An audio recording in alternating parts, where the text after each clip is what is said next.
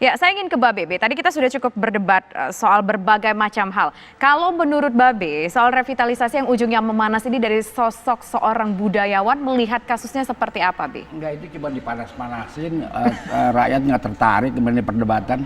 Karena mutunya kagak ada. Pertama, kalau nggak setuju revitalisasi, seperti hal yang disampaikan oleh Pemda DKI, revitalisasi yang kayak apa yang mereka kepengen itu saya kagak dengar. Bahwa ada kecurigaan oknum Pemda nyolong pohon itu bagus lah ya, untuk menegakkan pemerintahan yang bersih. Nah itu supaya disalurkan pada tempatnya, berapa pohon yang dicolong, ya kan, berapa nilai pohon itu, kan begitu, ya kan. Jadi supaya forum ini, mimbar ini memberikan pendidikan kepada yang nonton. Oke, baik. Ya, saya ingin kembali lagi ke Babe. Tadi sedikit terputus karena ada sebuah peristiwa yang kita katakan menyedihkan bagi teman-teman kita. Oh, Kampung Babe. Tentu kita turut berduka atas peristiwa tadi. Semoga tidak ada korban jiwa, begitu harapan kita semua, Be ya. Tapi merujuk lagi kepada Babe, kalau boleh kita sampaikan, pendidikan apa yang ingin sebetulnya disampaikan oleh Babe tadi? Oh, begini ya. Saya rasa walaupun saya tidak mewakili Anies ya, Anies sebagai orang yang terpelajar menginginkan sekali satu pandangan-pandangan yang lain dari konsep-konsep yang dia rencanakan, kan begitu. Ya tentu Anies juga concern dengan soal pohon-pohon yang dicurigai dicolong, ya kan. Dia juga concern soal itu. Tapi apa pandangan-pandangan alternatif untuk memperindah Monas? Dari segala macam kecaman-kecaman terhadap rencana Anies, hanya satu yang berbeda, yaitu Puan Maharani, Ketua DPR RI, putri kandungnya Ibu Megawati, Ketua Umum PDIP. Dia mengatakan bahwa Monas harus dikembalikan lingkungannya kepada lingkungan semula. Coba saya pribadi menjadi sulit, semula itu kapan?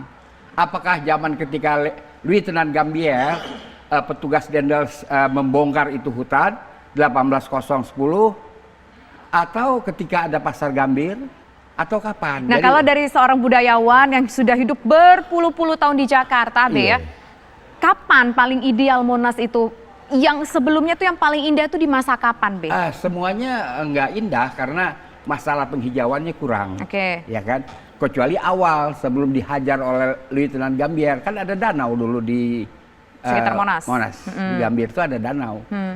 Jadi kembali ke situ sulit. Sekarang kita ke depan ya, dengan tidak meninggalkan ciri-ciri penghijauannya, dengan tidak meninggalkan fungsi rekreasi bagi penduduk. Karena orang suka sekali datang ke Monas.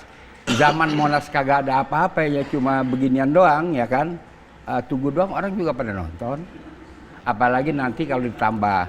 Nah sekarang saya sendiri inginkan, karena ini soal tidak terlalu politik, saya rasa ya. Berikanlah pandangan-pandangan alternatif ya kan.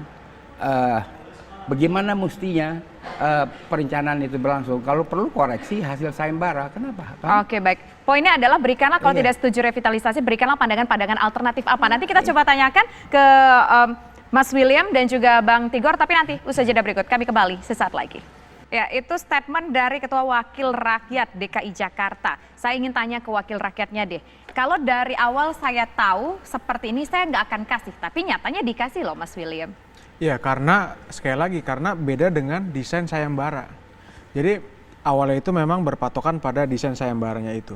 Nah ketika kejadian, nggak taunya beda dengan desain sayembara. Nggak taunya bagian selatan itu dibabat semua. Itu yang membuat DPRD DKI Jakarta sebenarnya kaget, sehingga responnya kita menghentikan dulu sementara.